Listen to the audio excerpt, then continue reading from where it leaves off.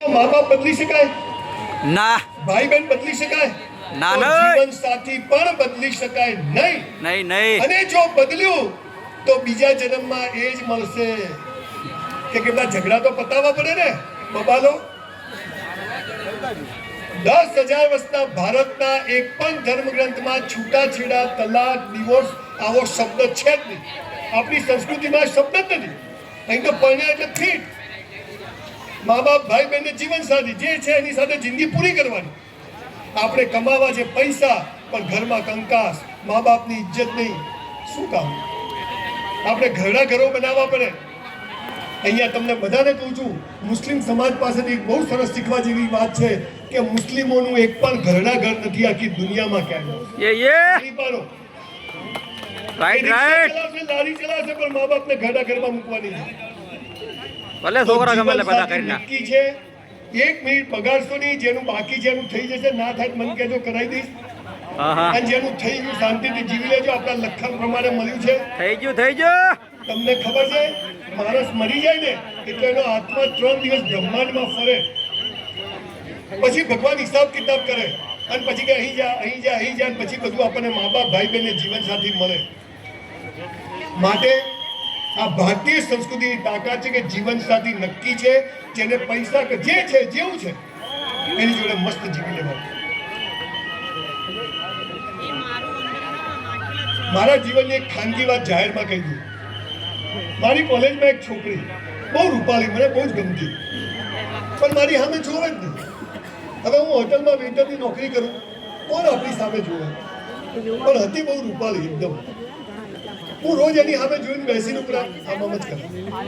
પછી અમે એકવાર પ્રવાસ ગયા તારંગા. બધા બસમાં ચડવા ગયા, હું બસમાં ચડવા ગયો, એ છોકરી બસમાં ચડવા ગઈ અને મારો હાથ એને આમ ઘસાયો.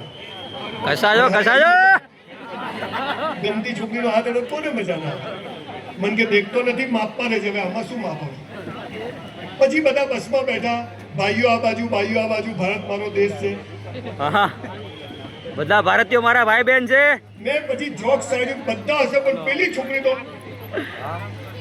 ખેંચેલી ભાવ આપે નહીં. બહુ મહેનત કરી. તારંગા ગયા, સાંજે આયા, પાલનપુર બસમાંથી ઉતર્યા. એટલે મેં તું હસતી નથી? મને કહેતા છે શું? હું ઘરે આવ્યો, મારા બાપુજી બહાર જ બેઠેલા. મને કે ક્યાં ગયો તો? બધું પ્રવાસ. મને કે તારી સગાઈ કરી નાખી. સલમાન ખાન की સગાઈ बताया भी नहीं. ક્યાં કરી? મને કે હુજા છાનો માનો કરી નાખી. બાપાએ કેવો કર્યું? ઊંઘ આવે ભાઈ આખી રાત. હું તો જાગ્યો. સવારે મારા ભાભી કે ચાલ તને છોકરી જોવા લઈ જઉં. એક જણના ઘરે ગયા, મોટો બંગલો, બાર ગુલાબનો બગીચો ને 528 નંબરની ફિયાટ કાર. આપણે તો સાયકલ ટૂંક લઈને ગયેલા 40 રૂપિયા વાળી. અને અહીંયા તો ધક થાય. મને પહેલી વાર ખબર પડી કે હૃદય આ બાજુ આવે ને એમાં અમંદી થાય. અને સામેથી બહારનું ખુલ્લું ટડડ કરતું અને પેલી તારંગા વાળી આવી પાડી લઈ. હાથ અડ્યો તો નહીં જ આવી. મેં કીધું આ અહીં ક્યાંથી આવી? હાલે મેં કીધું બધું બગાડશે આપણું. મને કે પાણી પીઓ. 2 ગ્લાસ ભાઈ ઠોકી ગયો. પછી મને કે કેમ આયા છો? મેં તો મારી સગાઈ કરી છે, છોકરી જોવા આવ્યો. મને કે મારા જોડે જ કરી છે.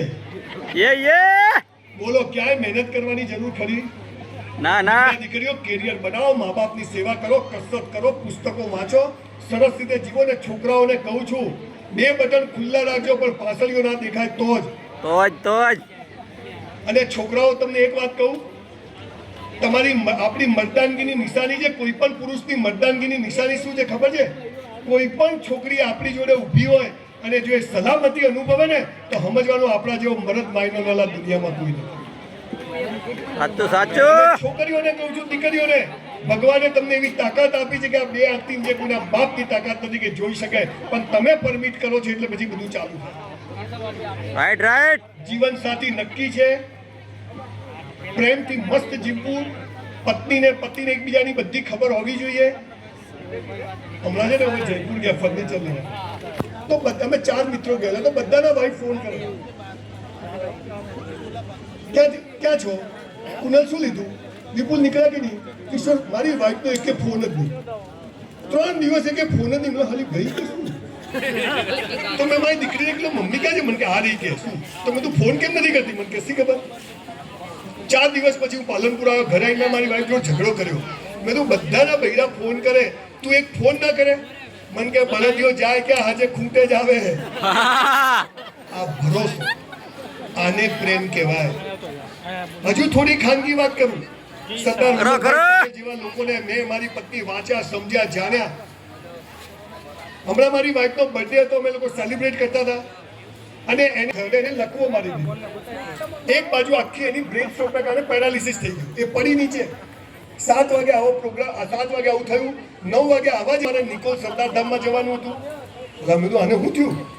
તો નીચે પડી, લાળો પડવા, મારી હાથ ફરી ગયો, બોલી શકે નહીં. ડૉક્ટરને ફોન કર્યો, ડૉક્ટર કે 2 કલાક થશે. ઓ બાપરે.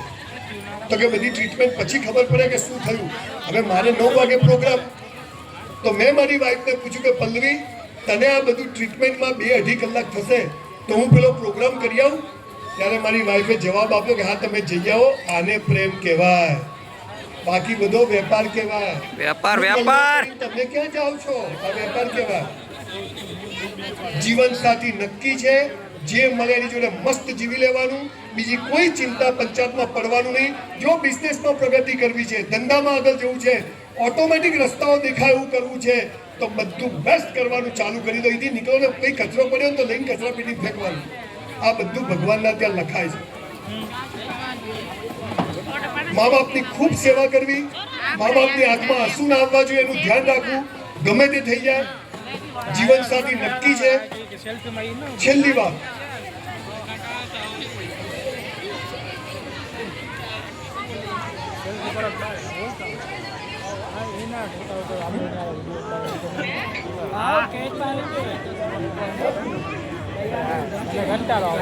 પૂછવું પડે ટાઈમ કેટલો બાકી છે.